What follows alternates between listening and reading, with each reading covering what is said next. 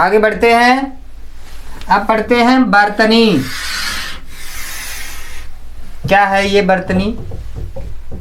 हिंदी में जो बड़ विन्यास होता है, उर्दू में जिसे हम क्या कहते हैं, हिज्जे, और अंग्रेजी में स्पेलिंग। तो जिस भाषा में वर्णमाला किस क्रम पर होनी चाहिए, किस क्रम के अनुसार शब्द आना चाहिए, वर्ण आना चाहिए, किस क्रम के अनुसार वर्ण आना चाहिए, वो क्या कहलाता है? बर्तनी। और बर्तनी मुख्यतः किस पे डिपेंड करती है? उच्चारण। उच्चारण जो हम करते हैं हिंदी में वही लिखा जाता है। तो वहाँ से गलतियाँ हो जाती हैं। कुछ अस्पष्ट लेखनी, कुछ लेखनी स्पष्ट नहीं होती, वहाँ पर गलतियाँ हो जाती हैं। तो हमें क्या करना है? इस बर्तनी के लिए ज़्यादा से ज़्यादा शुद्ध और अशुद्ध शब्द, बर्तनी के अंदर ज़्यादा से ज़्यादा शुद्ध और अशुद्ध शब्दों को पढ़ना है और ध्यान देना है सावधानी पूर्वक।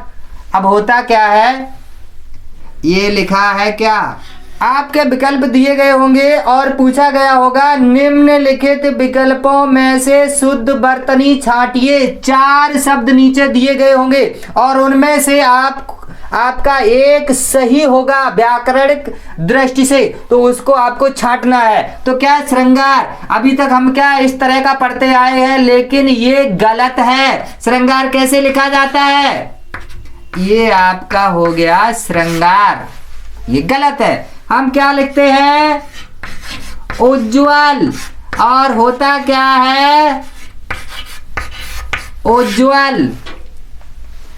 ये सही है, ये गलत है बर्तनी के अनुसार। अब क्या है? और बर्तनी क्या है? वो भाषा विज्ञान, वो व्याकरण, व्याकरण की दृष्टि से बर्तनी होनी चाहिए। अब क्या है, यहाँ पर शब्द आया क्या, मैं इसकी पहले भी बात कर चुका हूं, व्यंजन। बर्तनी की दृष्टि से ये गलत है, कैसे लिखा जाएगा? व्यंजन, ये सही है। तो इस तरह के शब्दों को आप ज़्यादा से ज़्यादा आप पढ़िए। इनका कोई रूल नहीं है, कोई तरीका नहीं है। कुछ चीज़ों को लिखने का तरीका है जहाँ पर आपका क्या हो, अनुस्वार लगा हो। जहाँ पर अनुस्वार लगा हो तो उसको तो ठीक किया जा सकता है। किस प्रकार, देख लो यहाँ पर। हाँ, कुछ शब्दों को सही किया जा सकता है जहाँ पर अनुस्वार लगा है, तो वहाँ पर उस अनुस्वार से, उस अनुस्वार के बाद वाला वर्ण, बाद वाला वर्ण जिस वर्ग के अंतर्गत आएगा उसी वर्ग का अंतिम वर्ण अनुस्वार के रूप में आएगा। किस अनुस्वार का प्रयोग सही है, तो यदि आप कहेंगे तो उसके लिए हम एक पूरा अलग से वीडियो बना देंगे। तो इसको सही किया जा सकता है, अन्यथा आप ज़्यादा से ज़्यादा इन शब्दों को पढ़िए। ये 2 नंबर आपका क्लियर होता है। यदि आपने थोड़ा सा भी ध्यान दिया तो ये 2 नंबर आपको मिलना कन्फर्म है एकदम।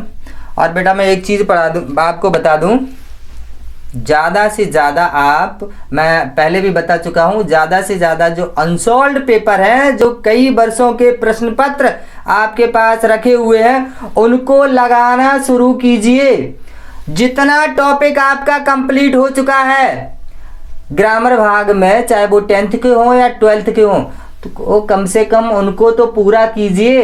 12, 13, 14, 15, अर्थात जो आप इतनी मोटी किताब लेके आए हो अनसॉल्व्ड की, वो पूरी खत्म करो। उसमें एक भी ऐसा शब्द या ऐसी लाइन नहीं होनी चाहिए जो आपको आती ना हो।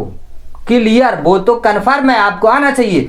और उसके बाद कहीं दूसरी जगह कोई दूसरा प्रश्न पत्र मिलता है तो उसको लाइए, उसको हल कीजिए। अभी आप उतना हल कीजिए जितना आपको पढ़ा दिया गया है शुरू से लेके और अब तक, उतना पूरा आपका खत्म होना चाहिए, क्योंकि पेपर बहुत ही नज़दीक है, आपके पास समय नहीं है। ज़्यादा से ज़्यादा आप ध्यान दीजिए। और ध्यान देने के लिए एक चीज़ और है, वो ये है कि आपने फिजिक्स, केमिस्ट्री, मैथ, बायो आदि विषय की ट्यूशन या कोई अन्य व्यवस्था आपने बहुत पहले कर रखी होगी, लेकिन हिंदी पर ध्यान नहीं दिया।